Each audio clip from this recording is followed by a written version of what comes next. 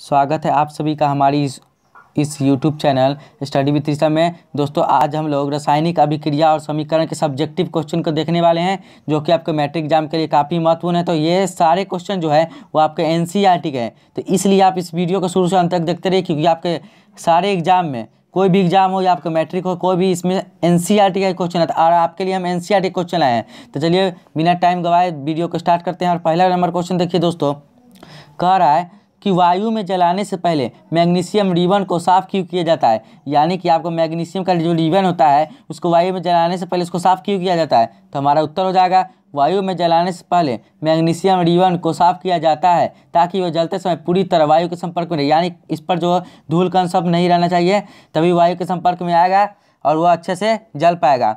और दूसरा number question देखिए आप लोग, कह रहा है कि निम्नलिखित रासायनिक अभिक्रियाओं के लिए संतुलित समीकरण लिखिए। दोस्तों ये सब जितना भी संतुलित रासायनिक समीकरण है इसके लिए मैं अलग से वीडियो बना दूंगा, इसलिए आप इस दोस्तों अगर आपको रासायनिक समीकरण संतुलित करने नहीं आता तो कमेंट करिए, मैं वीडियो बना दूंगा। देखिए दूसरा नंबर क्वेश्चन, Fe2O3 + 2Al जो अभिक्रिया करके Al2O3 + 2Fe बनाया, ऊपर दी गई अभिक्रिया किस प्रकार की है। संयोजन, द्विविस्थापन, वियोजन, विस्थापन। तो इसका राइट आंसर क्या हो जाएगा दोस्तों, ये तो ऑब्जेक्टिव है NCERT का, तो इसलिए VBI में मान लेंगे। तो इसका दूसरा का राइट आंसर ऑप्शन डी हो जाएगा। देखिए विस्थापन अभिक्रिया है तो कैसे है, तो ये लोग आप लोग बुक में पढ़े होंगे कि विस्थापन अभिक्रिया क्या होता है, तो उसी के अनुसार इसका परिभाषा से आप लोग समझ जाएंगे। अगर नहीं पढ़े तो बुक में जाकर पढ़ सकते हैं।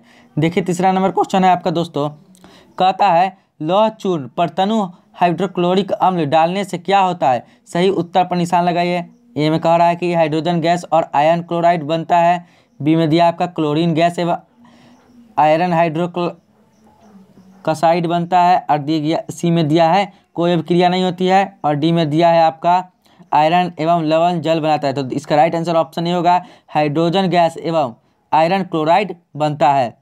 इसका PDF भी हम आपको भेज देंगे, इसलिए अगर आप चैनल पर पहली बार तो चैनल को सब्सक्राइब कर बेल आइकन को प्रेस कर दीजिए। हम लोग रोज सुबह 11 बजे से लाइव क्लास भी करते हैं और अलग से वीडियो डलता है, तो इसलिए इस चैनल को सब्सक्राइब करिए और बेल आइकन को प्रेस कर दीजिए। चौथा नंबर क्वेश्चन है, संतुलित रासायनिक समीकरण क्या है। रासायनिक समीकरणों को संतुलित करना क्यों आवश्यक है, यह भी काफ़ी VBI क्वेश्चन है, अच्छा क्वेश्चन है। तो जब अभिकारक आप लोग समझ चुके होंगे, जब अभिकारक और उत्पाद दोनों तरफ से प्रत्येक तत्वों के परमाणुओं की संख्या समान हो तो ऐसे समीकरण को संतुलित रासायनिक समीकरण करता है। देखिए इधर साइड जो होता है वो आपका अभिकारक होता है और इधर जो है आपका उत्पाद होता है। तो देखिए कहता समीकरण को संतुलित रासायनिक समीकरण कहते हैं। द्रव्यमान संरक्षण के नियम को संतुष्ट करने के लिए रासायनिक समीकरणों को संतुलित किया जाता है। यानी कि जब दोनों ओर मान लीजिए कि इधर हाइड्रोजन है प्लस ऑक्सीजन है और इधर भी कोई दे दिया, और इसका जो तत्व का जो संख्या है ना, जैसे कि मान लीजिए हाइड्रोजन 1 है और इधर भी हाइड्रोजन 1 है, तो ऐसे जब तत्वों की संख्या जब समान होगी ना दोनों ओर, तब ये आपका क्या हो जाएगा, तो संतुलित रासायनिक समीकरण हो जाएगा। इस पर मैं अलग से वीडियो बना दूंगा, आप लोग कमेंट कर देंगे नीचे। 5 नंबर क्वेश्चन देखिए, निम्न कथनों को रासायनिक समीकरण के रूप में लिखकर संतुलित करिए। देखिए कह रहा है नाइट्रोजन हाइड्रोजन गैस से विक्रिया कर अमोनिया बनाता है। हाइड्रोजन सल्फाइड गैस का वायु में दहन होने पर जल एवं सल्फर डाइऑक्साइड बनता है। एल्यूमिनियम सल्फेट के साथ अभिक्रिया कर बोरियम क्लोराइड एल्यूमिनियम क्लोराइड एवं बोरियम सल्फेट का अवक्षेप देता है। डी में दिया पोटेशियम धातु जल के साथ अभिक्रिया करके पोटेशियम हाइड्रोक्साइड एवं हाइड्रोजन गैस देता है। तो ए में दिया आपको यहाँ पर दे दिया है, तो इसको नोट कर लीजिए। करा 3H2 + N2 2NH3 बन गया। इसको आप लोग नोट कर लेंगे, इसके लिए मैं अलग से वीडियो बना दूंगा। संतुलित रासायनिक समीकरण देखिए ये भी संतुलित रासायनिक समीकरण से रिलेटेड है, ये तो किया हुआ है। तो इसका PDF आप ले लेंगे, मैं टेलीग्राम व्हाट्सएप ग्रुप में भेज दूंगा, तो आप ले लेंगे और समझ जाएंगे। अगर नहीं समझे हैं तो कमेंट कर देंगे, मैं इस पर अलग से वीडियो बना दूंगा। जो लोग लाइक नहीं किए तो वीडियो को लाइक करिए और चैनल पहली बार चैनल को सब्सक्राइब करिए और 10 दोस्तों को भी शेयर जरूर करिए वीडियो को। निम्न अभिक्रियाओं के संतुलित रासायनिक समीकरण लिखिए। देखिए यही बार बार आ रहा है, ये लिखा हुआ है, जितना भी आप लोग पढ़ लेंगे इसका PDF भेज दूंगा, आप लोग पढ़ लेंगे इसको। 8 नंबर क्वेश्चन देखिए कह रहा है निम्न अभिक्रियाओं के लिए संतुलित रासायनिक समीकरण लिखिए और प्रत्येक अभिक्रिया का प्रकार बताइए। पहला में potassium bromide plus bohrium iodide, potassium iodide plus bohrium bromide. Zinc carbonate, zinc oxide, carbon dioxide, hydrogen chlorine, hydrogen chloride. देखिए सब क्रिया करके क्या बना रहा है, देखिए यहाँ पर तीन ही है, समझ जाइए आप लोग। ऊष्माक्षेपी एवं ऊष्माशोषी अभिक्रिया का क्या अर्थ है, उदाहरण दीजिए। वह अभिक्रिया जिसमें उत्पादों के बनने पर ऊष्मा मुक्त होती है ऊष्माक्षेपी अभिक्रिया कहलाती है। कहने का अर्थ है कि वह अभिक्रिया जिसमें उत्पादों के बनने पर ऊष्मा की मुक्ति होती है तो ऊष्माक्षेपी अभिक्रिया कहलाती है। जैसे में है C+O2 तो क्या बना जी, CO2 बना, प्लस ऊष्मा दिया, ए में दिया, दूसरा में दिया C6H12O6 plus 6 CO2 plus 6H2O। ये अभिक्रिया जिसमें उत्पादों के बनने पर ऊर्जा अवशोषित होती है ऊष्मा शोषी अभिक्रिया कहलाती है। FeSO4 Fe2O3 plus SO2 plus SO3 sulphur dioxide होता है SO2 जो कि आपका अम्ल वर्षा के कारण यही इसी के कारण होता है। 10 नंबर क्वेश्चन देखिए, शोषण को ऊष्माक्षेपी अभिक्रिया क्यों कहते हैं, वर्णन कीजिए। पाचन क्रिया के समय भोजन हमारे शरीर में उपस्थित ऑक्सीजन के साथ मिलकर ऊर्जा मुक्त करता है, हमारे शरीर की कोशिका को ऊर्जा मिलती है, अतः शोषण एक ऊष्माक्षेपी अभिक्रिया है। तो ये आपका देखिए यह सब ग्लूकोज का है C6H12O6 प्लस 6CO2 अभिक्रिया करके क्या बना जी 6CO2 प्लस 6H2O प्लस ऊर्जा और ग्लूकोज। देखिए जो लोग बुक पढ़े होंगे उसको समझ में आ चुका होगा और बुक भी पढ़ा देंगे आपको। वियोजन अभिक्रिया को संयोजन अभिक्रिया के विपरीत क्यों कहा जाता है, इन अभिक्रियाओं के लिए समीकरण लिखिए। वियोजन अभिक्रियाओं के संयोजन अभिक्रिया के देखिए संयोजन अभिक्रिया में दो या दो से अधिक पदार्थ मिलकर एक नए पदार्थ का निर्माण करते हैं, लेकिन इसमें उल्टा हो जाता है। जिस प्रकार संयोजन अभिक्रिया में दो या दो से अधिक अभिकारक परस्पर क्रिया करके उत्पाद बनाते हैं, ठीक उसी के विपरीत वियोजन अभिक्रिया में कोई यौगिक या दोनों यौगिक में विघटित हो जाता है। जैसे देखिए संयोजन का उदाहरण है 2H2O प्लस O2 तो क्या बना जी 2H2O बना। और यहाँ पर देखिए वियोजन में ठीक उल्टा है, 2H2O क्या है तो 2H2 प्लस O2 से मिलकर बना। देखिए आपका ये महत्वपूर्ण प्रश्न उत्तर आ गया। कह रहा है CaO का सामान्य नाम लिखे थे, तो सिंपल है चूना पत्थर, लेकिन ऑब्जेक्टिव पूछ देता है मैट्रिक में। सोडियम हाइड्रोजन कार्बोनेट एंटासिड का एक मुख्य संगठक क्यों होता है, क्योंकि सोडियम हाइड्रोजन कार्बोनेट एक क्षारीय पदार्थ है, यह एसिड को उदासीन करता है। सोडियम हाइड्रोजन कार्बोनेट एंटासिड का एक मुख्य संगठन क्यों है। एंटासिड जो है अति अम्लता से पीड़ित होते हैं, जब पेट में दर्द होता है तो एंटासिड की गोली लेते हैं। ये सब भी क्वेश्चन पूछ सकता है आपके एग्जाम में। रासायनिक अभिक्रिया में अभिकारक और उत्पादों को किन भौतिक अवस्थाओं में दर्शाया जाता है, ठोस S, द्रव्य I, गैस G और जलीय विलयन AQ के रूप में। देखिए यहाँ पर एक और क्वेश्चन है, क्या होता है जब मैग्नीशियम रिबन को वायु की उपस्थिति में जलाया जाता है, यह सफ़ेद रंग का मैग्नीशियम ऑक्साइड बनाता है। ऑक्साइड समझ रहे हैं, ऑक्साइड जब बनाता है दो ऑक्सीजन मिलता है तो ऑक्साइड बन जाता है। देखिए क्वेश्चन है आपका, कह रहा है श्वसन को ऊष्माक्षेपी अभिक्रिया क्यों कहते हैं, कारण दीजिए। श्वसन क्रिया देखिए आपका उत्तर हो जाएगा, श्वसन क्रिया जो हमारी कोशिकाओं में निरंतर होती रहती है, यह एक प्रकार की ऊष्माक्षेपी अभिक्रिया है।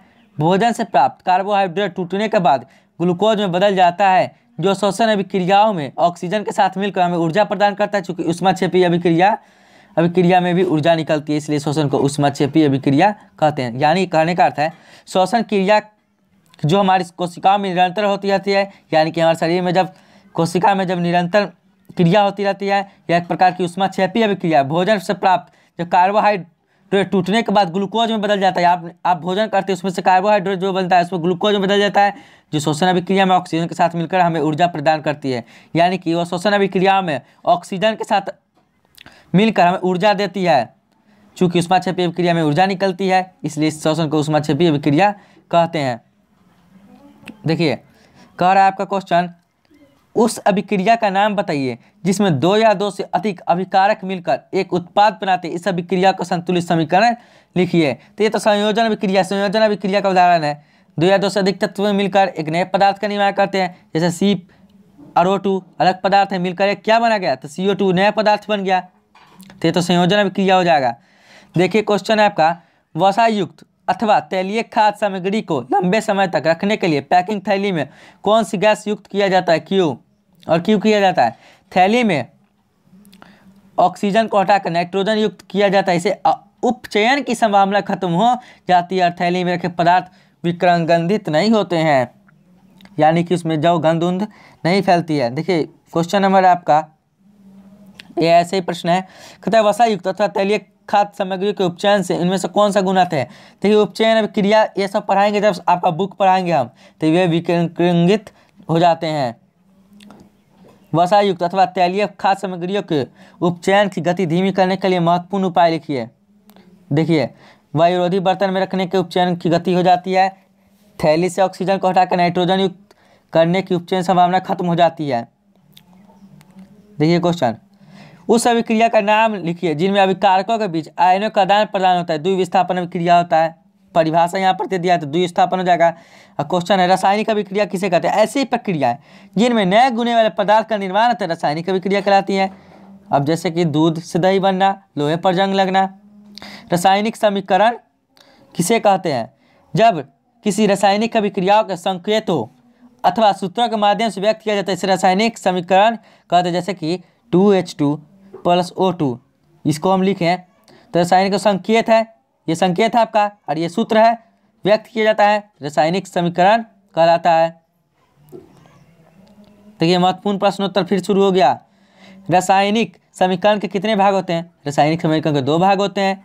कह रहा है अभिकारक रासायनिक अभिक्रिया में भाग लेने वाले पदार्थ को क्या कहते हैं? क्वेश्चन आया हुआ था ऑब्जेक्टिव में, रासायनिक अभिक्रिया में भाग लेने वाले पदार्थ क्या कहलाते हैं? तो अभिकारक कहलाते हैं। अभिक्रिया से उत्पन्न पदार्थ उत्पाद कहलाते हैं। उदाहरण के लिए C+O2। अब ये है हो गया आपका बताया ना कि इधर साइड वाला जो होता है अभिकारक होता है और इधर जो आपका बनता है वो क्या होता है? उत्पाद होता है।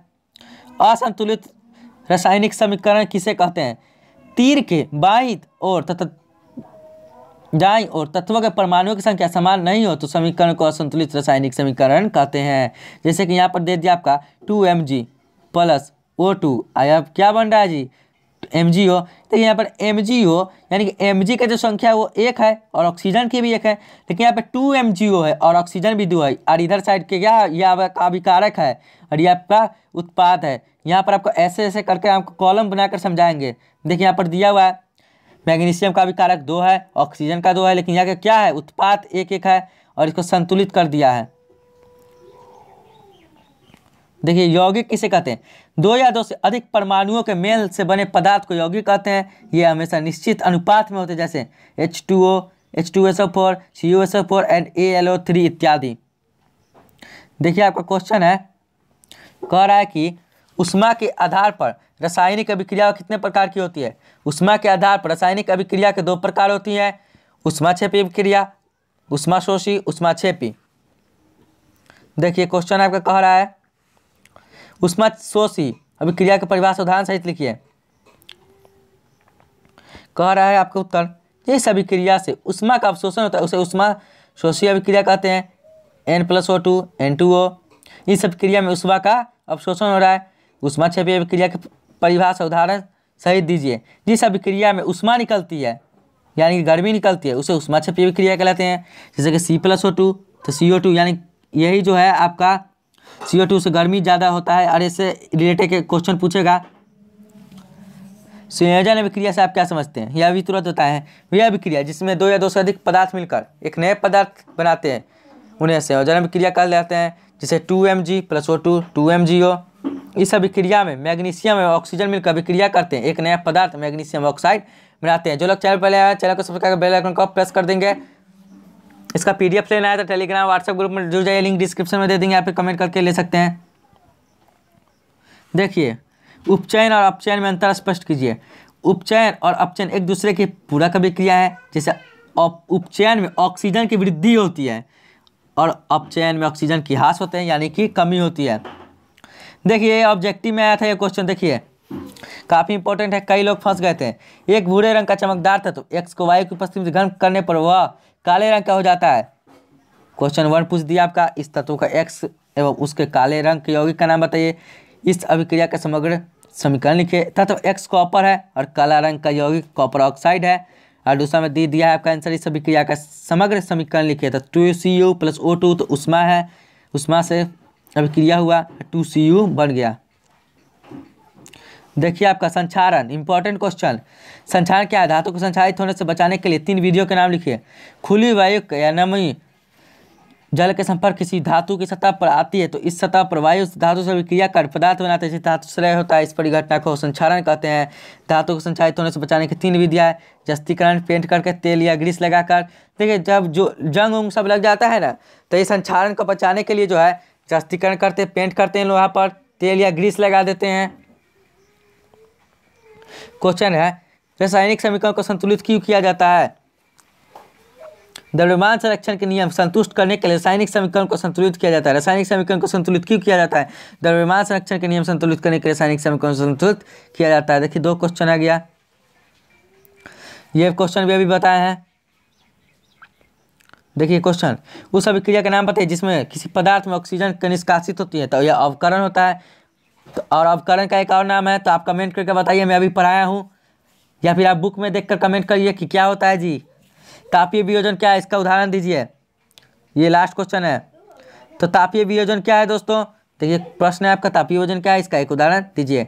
ऐसी अभिक्रिया जिसमें गर्म करने पर कोई पदार्थ 2 या 2 से अधिक पदार्थों में विघटित हो जाता है उसे तापीय वियोजन कहते हैं। उदाहरण के लिए कैल्शियम कार्बोनेट गर्म करने पर कैल्शियम ऑक्साइड तथा कार्बन डाइऑक्साइड में विघटित हो जाता है। तो चलिए इस वीडियो को यहीं पर एंड करते हैं। तो प्लीज़ आप चैनल को सब्सक्राइब करके बेल आइकन को प्रेस कर देंगे। रोज सुबह 11 बजे लाइव क्लास चलता है, और अगर रासायनिक समीकरण संतुलित करना है, आपको सीखना है, तो इस पर वीडियो बना देंगे, तो आप कमेंट कर देंगे, मैं वीडियो बना दूंगा। तो चलिए इस वीडियो को यहीं पर एंड करते हैं। प्लीज़ आप चैनल को सब्सक्राइब कर बेल आइकन को प्रेस कर देंगे। अगर वीडियो अच्छा लगता है तो लाइक करिए, कमेंट करिए, अपने 10 दोस्तों के बीच शेयर करिए। Thanks for watching the video.